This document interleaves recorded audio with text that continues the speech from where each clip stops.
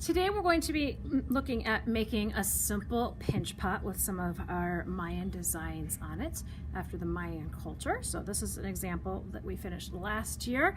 So we're going to take our block of clay and we want to sort of tap it gently on our mat, and we use a mat so the clay doesn't stick to our table, as it is a little damp and sticky. If you have a smooth surface, it likes to grab onto that.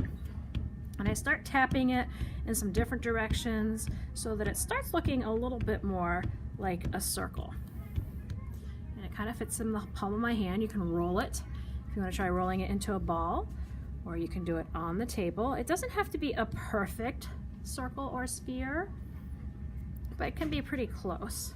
And then I like to find the side that has like a little pocket or a hole in it to start out with. So I'm thinking, let's see if I tap it, that one kind of goes away, but this one's a little bigger. So I'm going to take my thumb and I'm going to put it straight in there, right? So it can sit on my thumb. Then to do a pinch pot, you pinch. So I'm pinching this clay over here. I'm putting my hands here and I'm pushing my thumb like this into my fingers.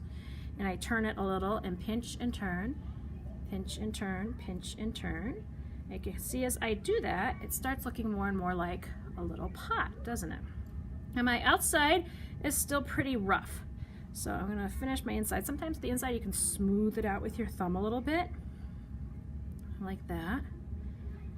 And then if I want a flat surface here, I can drop it onto my table and it'll flatten this rim out for me. And this is still pretty bumpy, so I'm going to gently drop it on each of those sides to help smooth out my sides a little bit more. Again, this isn't going to be perfect, but it's really going to make a difference in smoothing them out quite a bit. And then I can reform my top a little bit, like that. Make sure it's that same thickness around. Then I can start taking some of my tools to make my designs. I like to use these little loop tools because they have a loop up here. There's lots of different shapes, but I want one that has a pointy corner because as I go through here to carve my design, I'm going to put it in at an angle, and you can see it peels the clay out of there, right? So I have to get it off once in a while when it builds up. And I don't want to go very hard. If I go very hard, it's going to go all the way through the clay. I don't want it to go all the way through and cut the top off. I just want to make a line that goes all the way around when I'm working on this pot. So you have to hold your pot gently and then push at the same time when you're working on these.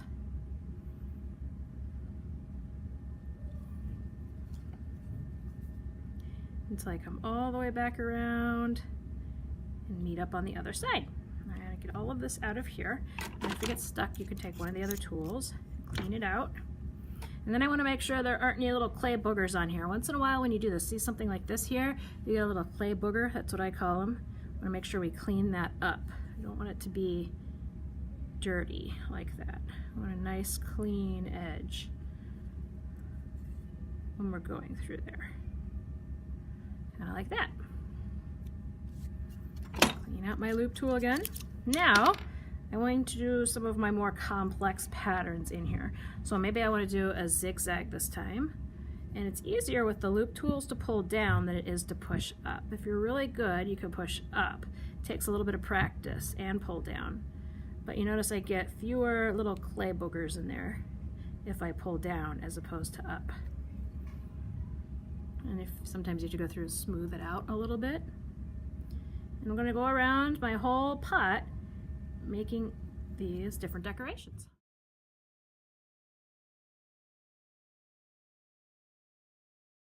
So if you ever do something you don't like, you can always get your finger a little wet with the water and you can smooth stuff back out, and then you can always go back to your tool to fix it. Go in there and recarve it. And I was using this fid earlier to make that indent in there. Or I could draw other little patterns all the way around. Once I finish, I want to make sure I get off any little extra bumps.